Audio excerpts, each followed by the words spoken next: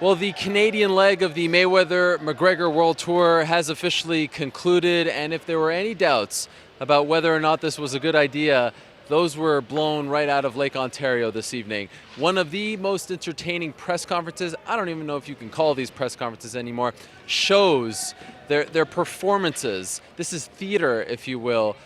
It just finished moments ago here at the Budweiser stage in Toronto, Ontario, Canada. Hello again, everyone. I'm Ariel Helwani, once again alongside our own Marc Raimondi. Day 2 is in the books, Marc. And with these press tours, you kind of want them to build, right? You want each day to be better than the next. Was that the case tonight? Was Toronto better than Los Angeles? Toronto was better than anything I've ever seen in terms of building up to a fight or to a sporting event. That was absolutely insane. That was perfect. That was exactly what they needed after what many people thought was a little bit of a flat show format-wise yesterday. This one just blew it out of the water. Same format, just more organized, right? It just worked better. The microphone situation was fixed. Yep. There was a back and forth. Conor came prepared as we predicted. So let's just say we're scoring these stops like, 10-point must system, like it's a boxing match, if you will. What's the score going into Brooklyn, day 3? Well, you got to score damage, duration, and no, I'm just kidding. Dave Meltzer actually was on Twitter saying it was a 10-8 for Conor. I'm not sure if I want to give it a 10-8. I'll give it a 10-9. I think they're even heading into the third leg of the tour in Brooklyn, but Conor really brought his A game. He had a speech prepared. It was almost like a stand-up comedy routine ending with, "Floyd, why are you bringing a school bag on stage? You can't even read." And the crowd went ballistic, and I tweeted it, and people on social media went ballistic. It was the best line of the night, the best line of the day, and yeah, McGregor, from yesterday where people say he wasn't quite himself, today he was Conor times 100. I said this on Twitter earlier today. You can't judge these press conferences as singular press events, if you will. And again, we're calling them press conferences. They're not. Right. We're not asking questions. Mm-hmm. It's really people coming to watch a show, and it's tremendous. It's great theater. They're home runs. Really, you have to judge them as a 4-part series. And what I think Conor did so well was he tied Toronto to Los Angeles, the Showtime incident, the microphones, addressing Steven Espinoza. That was brilliant. So now there's a kind of theme brewing here. Floyd bringing the backpack, adding the Irish flag. It feels like it's moving along as opposed to just kind of dying off. Did you get that impression as well? 1,000%. One of the great things that Conor McGregor does in promoting a fight is he builds a story too, and that is all part of fight promotion. It's not just the trash talk. That's not what makes him legendary as far as pre-fight build-up goes, because he knows how to tell a story, much in the same way as pro wrestling. This was a very much two guys cutting pro wrestling promos on each other and going back and forth today, and McGregor did that perfectly. I was a little bit taken aback that he actually went up to Steven Espinoza from Showtime and called him a weasel to his face, and I just spoke to Steven Espinoza a few minutes ago here backstage, and he was also taken aback. This was not a part of the show. This was not something they discussed. It was not a work. This was a real deal thing, not something that was planned or anything ahead of time, and Espinoza was not happy about it. And guess what? Now we look to Brooklyn tomorrow to see, well, what's going to happen, how is that interplay going to be, and that's all part of the brilliance of it. And so do you think Espinoza will do anything about this? Will Conor, I don't know, not get fined, but did he say that he's going to try to reprimand him? Any kind of actions as to, the comments today?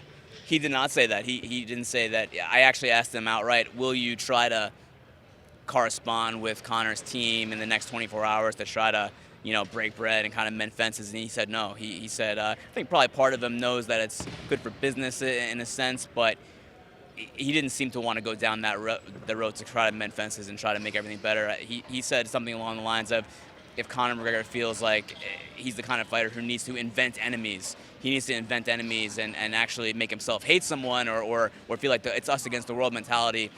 That's what he has to do, and so he's just going to stand back and let him do it. Let's paint the picture for people at home.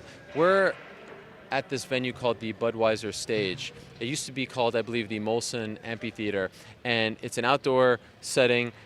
As you can see at the very top, there's kind of like a grassy knoll, can we call it that, if you will?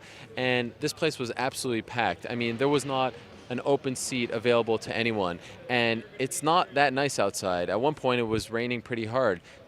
Didn't matter. In back of the camera, there's kind of like a mosh pit area. This is where they put on concerts. And first Conor showed up, did a scrum with the media backstage. Floyd was stuck in traffic, and so they had to keep stalling.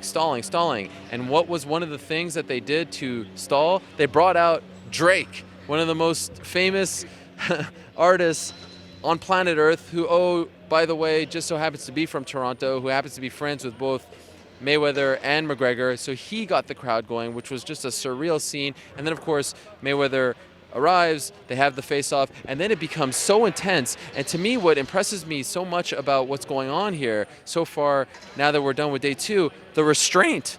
They're going at each other. It's intense. There's Irish flags being brought out. A lot of things are being said about each other, and they're not touching each other. And you kind of get uneasy for a second. You're like, are they going to touch? And somehow they are showing restraint. I'm blown away by this. This impresses me greatly. What about you? Well, when you have nine-figure payday on the line, of course, you're going to show a little bit of restraint.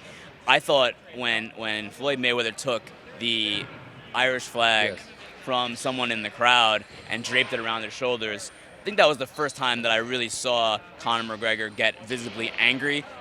Before that, it's been part of the show, and some of the speech was obviously scripted, and he had lines ready and that kind of thing. When Floyd did that, he was legitimately heated, and he got out of his chair, and you could see him stiffen up, almost ready to fight. Didn't come to that. Instead, he took Floyd's backpack and was rifling through it, and only saw $5,000 in there. I thought he was going to throw that into the stands. I mean, it's so unpredictable. That's one of the cool things about this show, is that it's pro wrestling for real. It's like, it's so unpredictable. This is actually really happening in front of us. And just to add one thing about Drake, I also asked Steven Espinoza about Drake, and he said that Drake was home yesterday watching the YouTube stream, just chilling, at his crib in Tio. And he's like, I need to experience that. The 6. You had to say in the 6 right there. Well, he you totally blew that. He is the 6th god. Yes, and this is the 6th.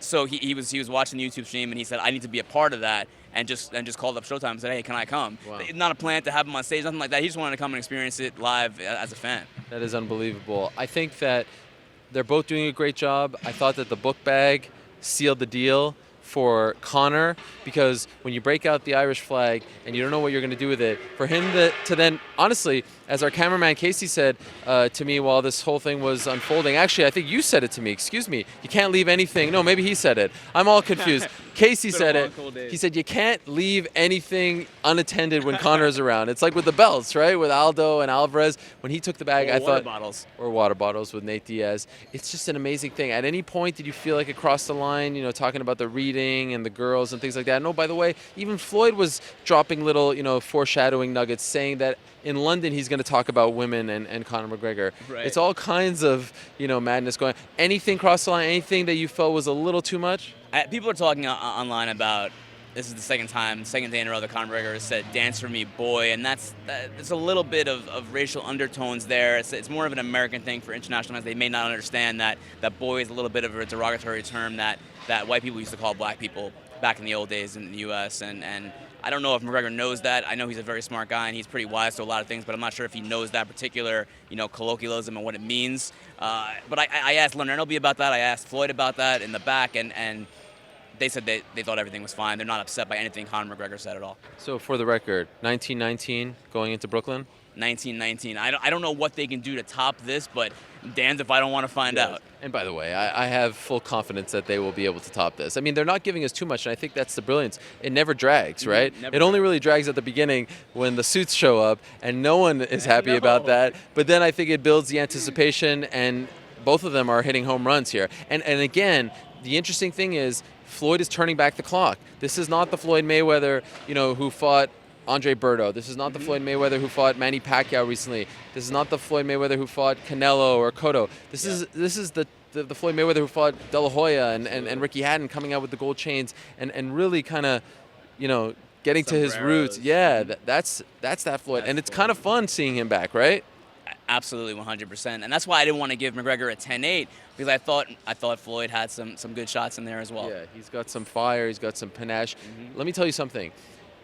If you are in the New York area, the tri-state area, if you are in the vicinity of London, England, do yourself a favor. You will regret it if you don't find your way to either Barclays on Friday or the SSE Arena on Saturday. You are missing out. If you are close, if you're able to do it, you are missing out, because I have a feeling this is something that we will never forget. It truly is a once-in-a-lifetime opportunity. We are honored to be covering it for you. And let's just say, if if Conor McGregor wins this fight, some way, somehow, the legend of these press tours, whatever you want to call these events, is going to grow even more. This is unprecedented stuff that we're seeing. If you thought the World Tour with Jose Aldo was special, or anything else you've seen in MMA or UFC in particular, pales in comparison to what we are experiencing, at least the first 2 days on this tour. So from here, we go early, Thursday morning to Brooklyn. We will be there Thursday evening. Before that, by the way, you should know we'll have a live episode of the MMA Beat. The A-Team is back in our new studio. That will be at 1 p.m. Eastern, so stay tuned for that. But we must thank you wholeheartedly for watching our coverage up until this point. It has been a lot of fun, and we cannot wait until Brooklyn. No sleep till Brooklyn. We're all jazzed up, right? How about that? I see what you did there. Yes, thank you.